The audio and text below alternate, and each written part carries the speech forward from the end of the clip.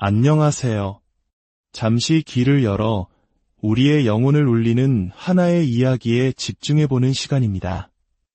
오늘 우리가 나눌 이야기는 진정한 믿음이란 무엇이며 하나님께서 우리 각자의 삶을 통해 어떻게 일하시는지에 대한 깊은 통찰을 담고 있습니다. 이 메시지를 통해 당신의 삶에 하나님의 놀라운 은혜와 평강이 강물처럼 흐르기를 기도합니다.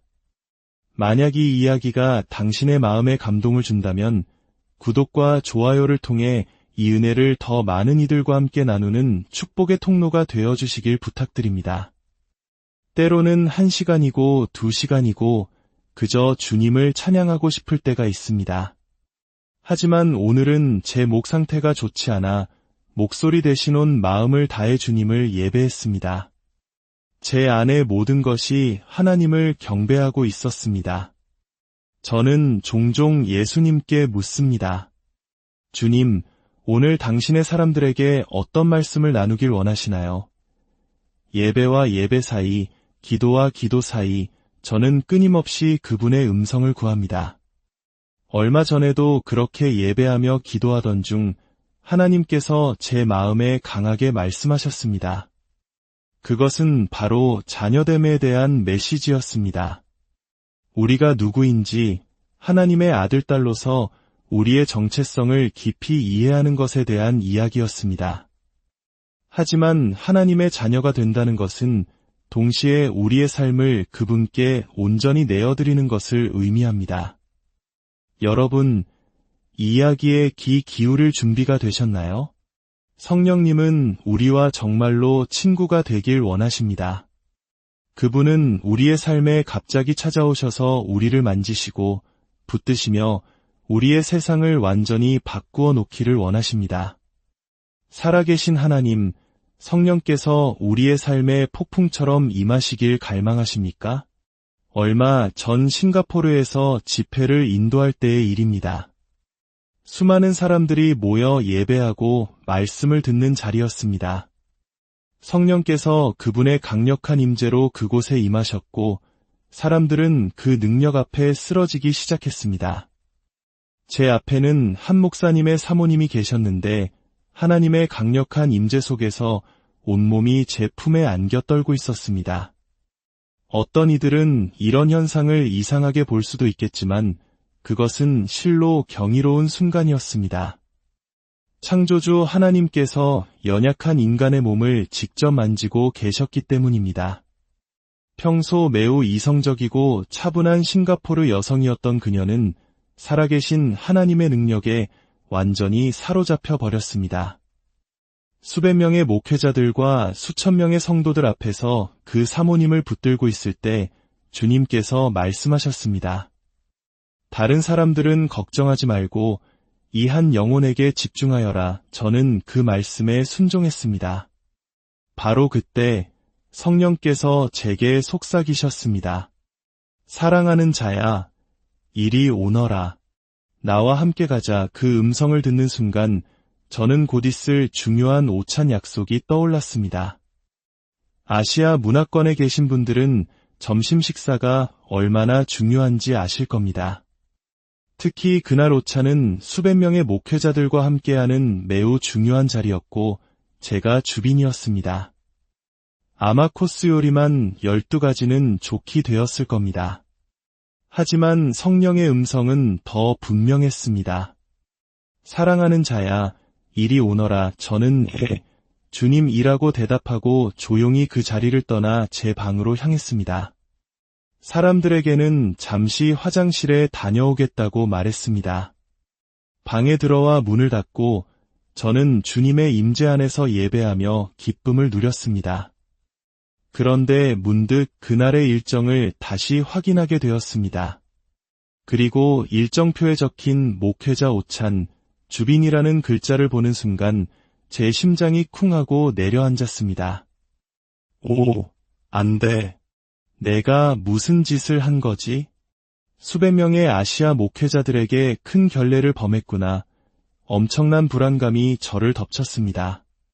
바로 그때 하나님께서 제게 물으셨습니다.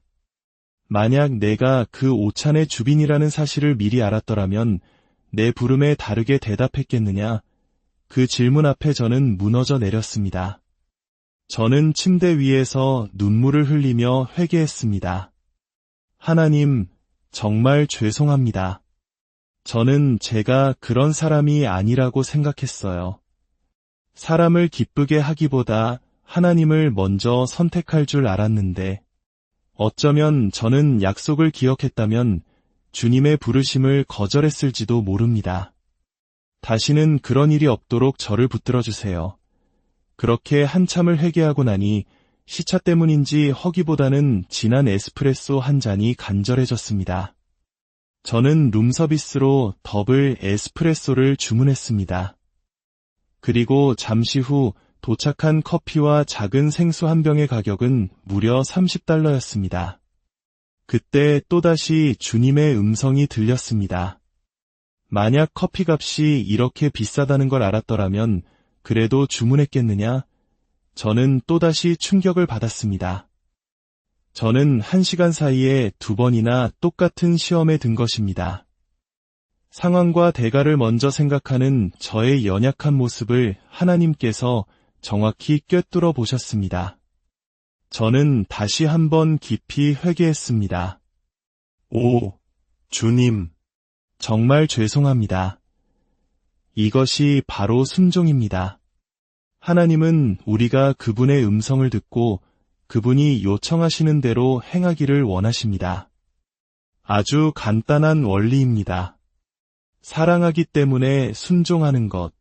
우리는 사람을 기쁘게 하려는 마음을 넘어섰다고 생각하지만 그 마음은 어느 순간 불쑥 튀어나옵니다. 혹은 어떤 대가를 치러야 하는지 알게 되면 누군가를 실망시키게 될까 봐 주저합니다. 여러분은 누구를 가장 신경 쓰며 살아가고 있습니까? 당신의 인생으로 무엇을 하길 원하십니까? 여러분의 정체성이 하나님 안에서 굳건히 세워질 때 비로소 여러분의 걸음과 삶의 방식은 두려움 없는 담대함으로 채워질 것입니다. 저는 얼마 전 토론토에서 동역자 캐롤 목사님과 함께 예배할 시간이 있었습니다. 저희는 만나면 세상적인 이야기 대신 가장 먼저 함께 예배하는 시간을 갖습니다. 둘이서 예배하며 주님의 임재를 깊이 경험하던 중 저는 환상을 보게 되었습니다. 환상 속에서 우리는 독수리처럼 하늘 높이 날아오르고 있었습니다. 그리고 어미 독수리가 경고의 울음소리를 내는 것처럼 높은 곳에서 아래를 내려다보며 위험을 알렸습니다. 하늘 높이 날아오르면 땅에서는 보이지 않는 것들을 볼 수 있는 영적인 눈이 열리기 때문입니다. 그런데 저 높은 곳에서 아래를 내려다보니 땅에서는 닭들이 흙먼지 폭풍 속에서 허우적거리고 있었습니다. 닭들은 그리 똑똑한 새가 아닙니다. 온갖 잡동사니가 뒤섞인 흙먼지 폭풍이 불어오자 닭들은 정신없이 이리저리 뛰어다니며 공포에 질려 있었습니다. 그때 주님께서 말씀하셨습니다. 내가 높이 날아오를 때 너는 저 아래의 흙먼지 폭풍을 보게 될 것이다. 문제와 어려움을 인식하지만 너는 그것보다 훨씬 더 높은 곳에 있기에 영향을 받지 않는다. 나는 너를 뱀이 기어다니는 섬보다 더 높은 곳에 두었다. 나는 너를 흙먼지 속에서 퍼덕이는 닭으로 부르지 않고 창공을 나는 독수리로 불렀다. 하나님은 우리를 그분의 영광을 담는 그릇으로 전혀 다른 차원에서 살아가는 존재로 창조하셨습니다.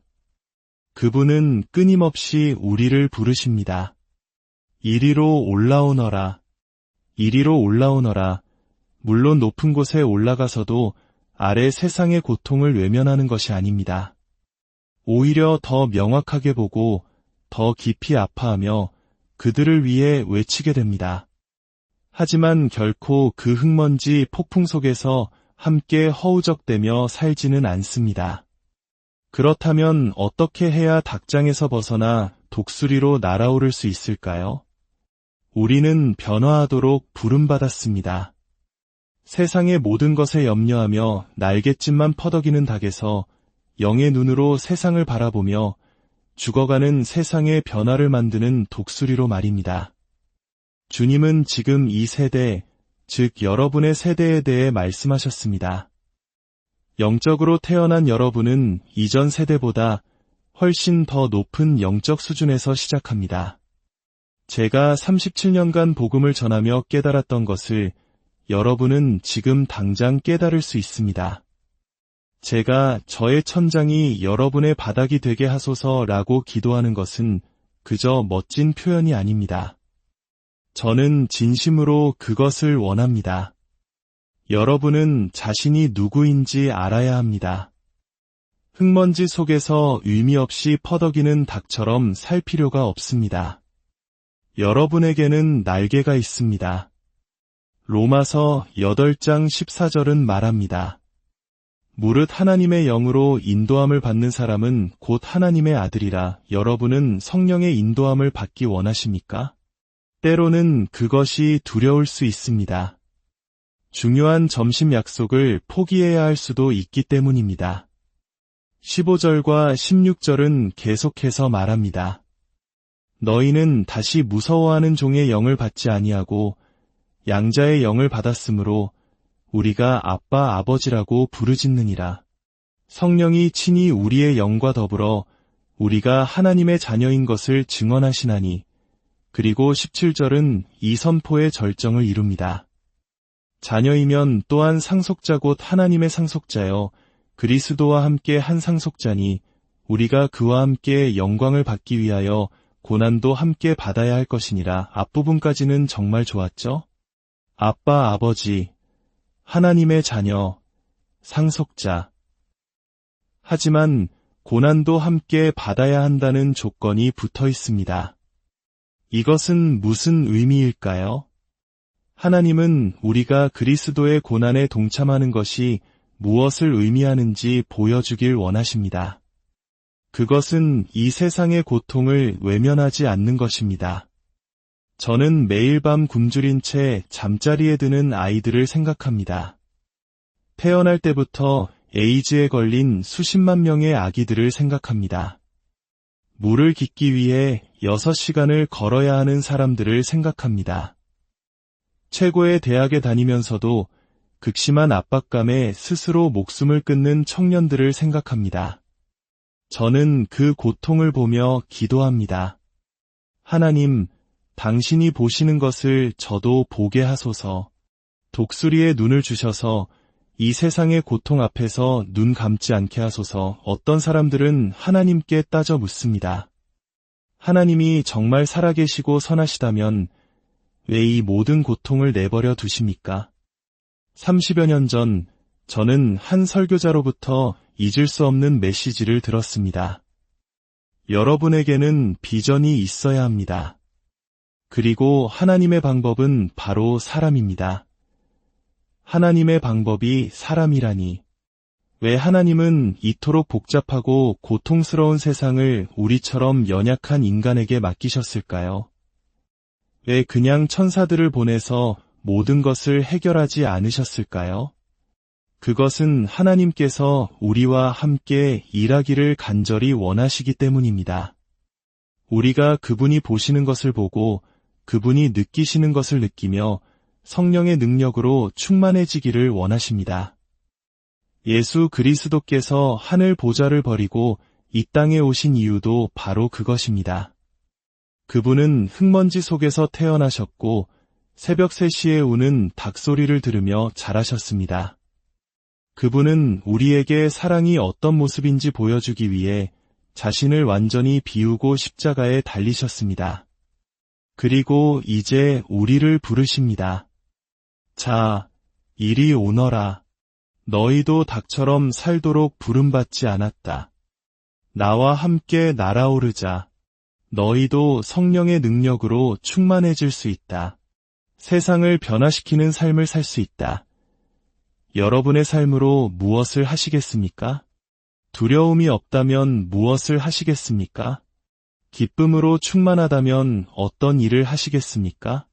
바로 지금 여기 당신이 있는 그 자리에서 사랑은 어떤 모습이어야 할까요? 하나님은 여러분의 정체성이 그분 안에서 너무나 안전하여 어떤 것도 두려워하지 않기를 원하십니다.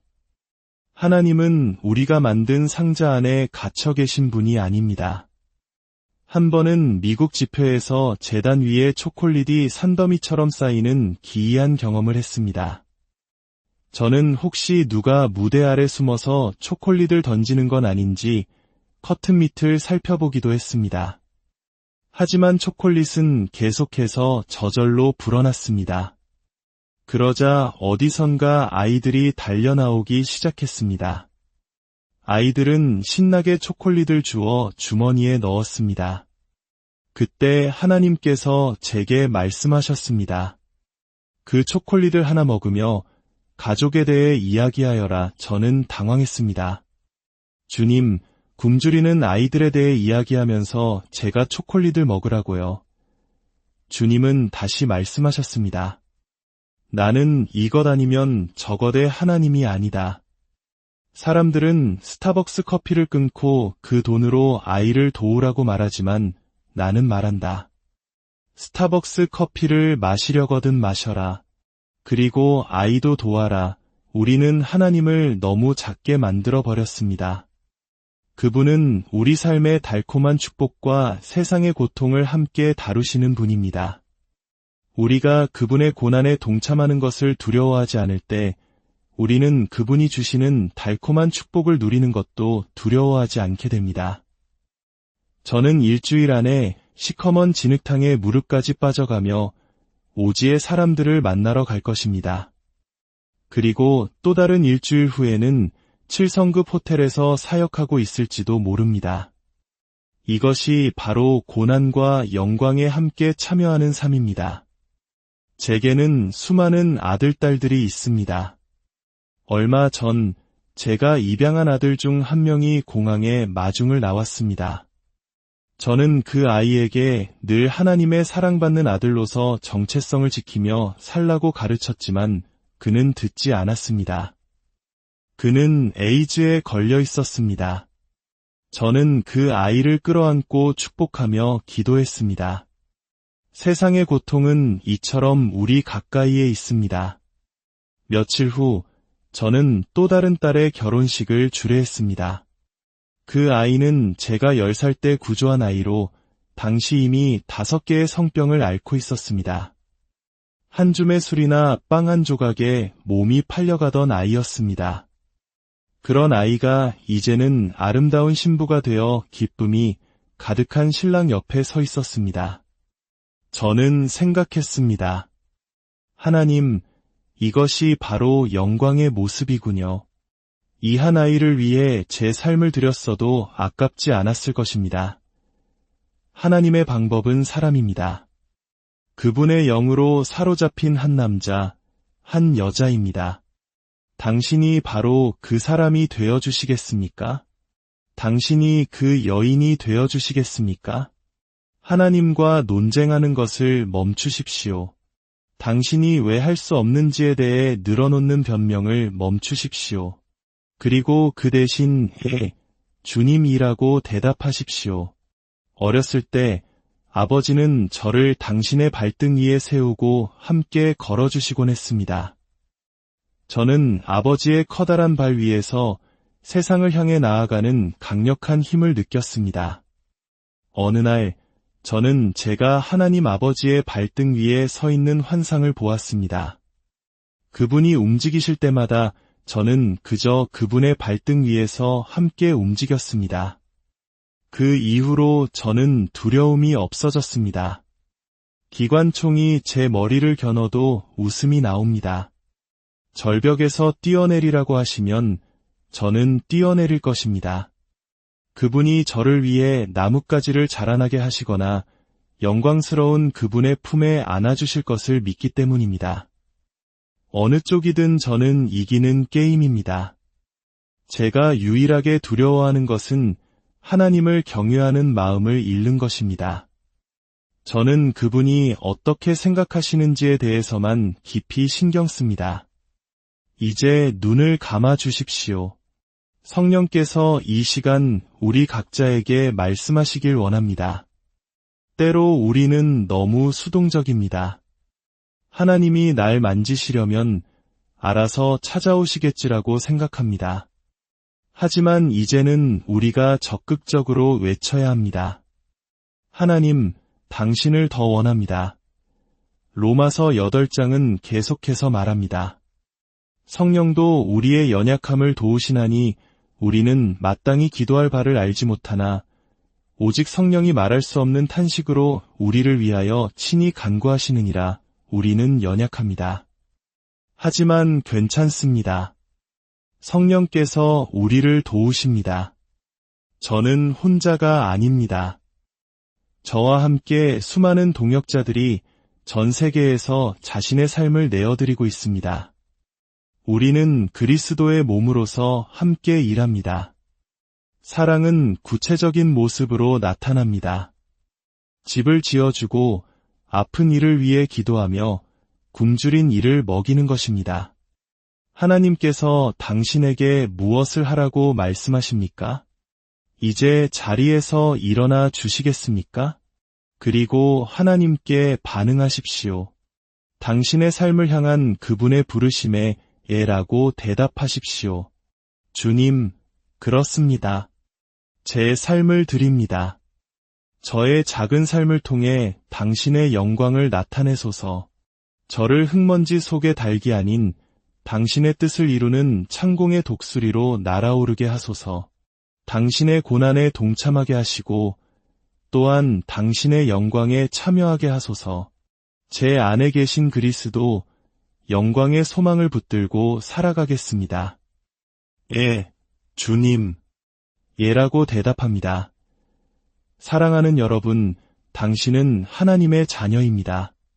그리스도와 함께한 상속자입니다. 이 놀라운 정체성을 굳게 붙들고 두려움 없이 세상을 향해 나아가십시오. 당신의 삶이 하나님의 사랑과 능력을 증거하는 통로가 되기를 예수님의